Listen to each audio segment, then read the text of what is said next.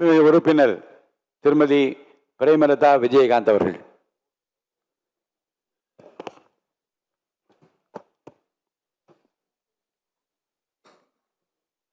பேரவைத் தலைவர் அவர்களே, முதலமைச்சர் அவர்களே, எதிர்க்கட்சி தலைவர் அவர்களே, சட்டமன்ற உறுப்பினர்களே, மதசார்பற்ற வெற்றி கூட்டணியினுடைய தலைவர் அண்ணன் ஸ்டாலின் அவர்களுக்கும், தேசிய முற்போக்கு திராவிட கழகத்தின் நிறுவன தலைவர் புரட்சி கலைஞர் கேப்டன் அவர்களை வணங்கி, இந்த வரலாற்று சிறப்புமிக்க இந்த அவையிலே இன்றைக்கு மிக முக்கியமான நாளான இந்த நாளில் என்னுடைய உரையிலே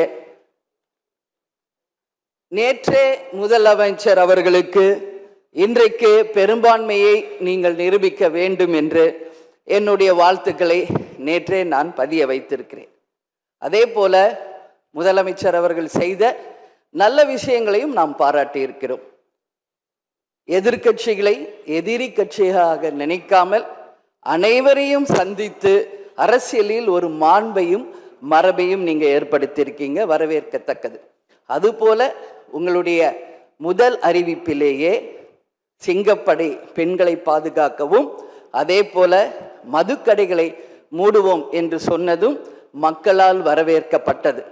அந்த வகையில் முதலில் 717 மதுக்கடைகளை மூடியது ஒட்டுமொத்த தமிழக மக்களால் வரவேற்கப்பட்டது.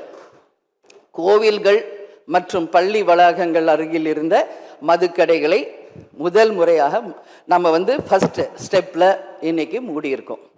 அடுத்தது இன்றைக்கு மீனவர்களை பாதுகாக்க ஒரு அறிவிப்பு அரசாங்கத்தின் மூலம் வந்திருக்கிறது. அதையும் தேமுதிக வரவேற்கிறது. இது எல்லாம் இருப்பினும் முதல்வர் அவர்களே, நீங்கள் அன்றைக்கு பதவியேற்ற அன்றைக்கு சொன்னது உங்களுடைய ஆட்சி வெளிப்படையான ஆட்சியாக இருக்கும், மக்களுக்கும் தமிழ்நாட்டுக்கும் ஒரு முன்னுதாரணமான ஆட்சியாக இருக்கும் அப்படின்னு தான் நீங்க அன்னைக்கு சொன்னீங்க. அதுபோல அரசு குடும்பத்தில் இருந்து வந்தவன் அல்ல, ஒரு எளிமையான குடும்பத்தில் இருந்து வந்தவன் தான் என்பதை முதலமைச்சராக நீங்க பதவியேற்றதை அனைவருமே வரவேற்றோம், மக்களும் வரவேற்றனர். நாம் சொல்லும் செயலும் ஒன்றாக இருக்க வேண்டும் என்பதில் யாருக்கும் மாற்று கருத்து கிடையாது.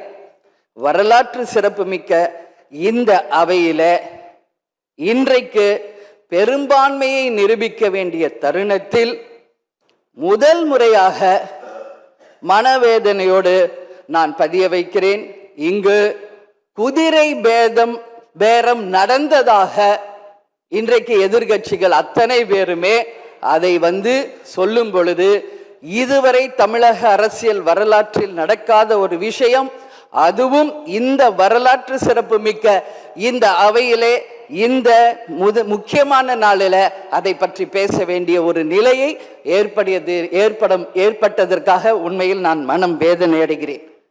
அதே போல முதலமைச்சர் அன்னைக்கு சொன்னாரு, இங்க முகம் மூடி யாரும் செல்ல வேண்டிய அவசியம் இல்லை, அனைவருக்கும் ஒரு வெளிப்படையான ஆட்சி தான் செய்வோம் என்று. அப்படி இருக்கையில் முதல்வர் அவர்களை சந்திக்க யார் முகத்தை மூடிக்கொண்டு அன்று வாகனத்தில் சென்றார்கள் என்பதை நிச்சயமாக மக்களுக்கு தெரியப்படுத்த வேண்டும் என்பதை இந்த நேரத்திலே நான் கேட்டுக்கொள்கிறேன். ஏன்னா அதற்கு காரணம் குதிரை பேரம் என்றால் இதைவிட ஒரு தலைகுனிவு இந்த வரலாற்று சிறப்புமிக்க அவையில் எதுவுமே கிடையாது. நிச்சயம் முதல்வர் அதற்கு பதில் சொல்வார் என்று நான் எதிர்பார்க்கிறேன். அதே போல அரசு குடும்பத்தில் இருந்து நான் வந்தவன் இல்லை என்று முதல்வர் சொல்லும் பொழுது வரவேற்றார்கள் அனைவரும்.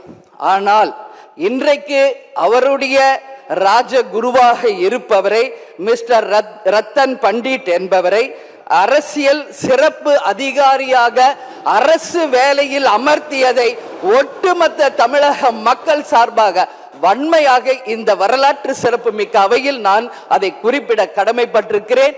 அப்படி உங்களுக்கு ராஜகுருவா இருந்தா உங்க பர்சனலா அவரை வச்சுக்கணும். பட் அவரை அரசு உயர் பதவியில கொண்டு இளைஞர்களை நம்பி மக்கள் வாக்களிச்சிருக்காங்க. இந்த இளைஞர்களுக்கு நீங்கள் என்ன உதாரணத்தை சொல்கிறீர்கள், என்ன வரலாற்றை நீங்கள் சொல்ல விரும்புகிறீர்கள், வருங்கால இளைஞர்களுக்கும் எதிர்காலத்திற்கும் இதன் மூலம் என்ன மெசேஜ் நீங்க சொல்றீங்க அப்படிங்கறத நிச்சயம் தெளிவுபடுத்தணும்.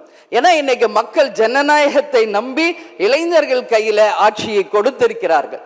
அப்போ வருங்காலம் இளைஞர்களும் வருங்காலத்திற்கும் இந்த அரசு ஒரு முன் உதாரணமா இருக்க வேண்டும் என்பதுதான் என்னுடைய ஒரு கோரிக்கை என்பதை இந்த நேரத்தில் நான் ஆணித்தரமாக பதிய வைக்கிறேன். அது மட்டும் கிடையாது, இந்த ஆட்சி மக்களுக்கான ஒரு நேர்மையான ஆட்சியா இருக்கணும். ஜனநாயகத்தின் மீதும் மக்கள் மீதும் நம்பிக்கை கொண்டு மக்கள் தீர்ப்பே மகேசன் தீர்ப்பு என்று சொல்லக்கூடிய அளவு எதிர்காலத்தில் இந்த ஆட்சி நிச்சயமாக இளைஞர்களுக்கும் எதிர்காலத்திற்கும் நல்ல வகையில எடுத்துக்காட்டாக இருக்க வேண்டும் என்று கேட்டுக்கொண்டு, நான் சார்ந்த இயக்கமான தேசிய முற்போக்கு திராவிட கழகத்தின் சார்பாகவும் எங்கள் நிறுவன தலைவர் அன்பு தலைவர் கேப்டன் அவர்களை வணங்கி விடைபெறுகிறேன். நன்றி, வணக்கம்.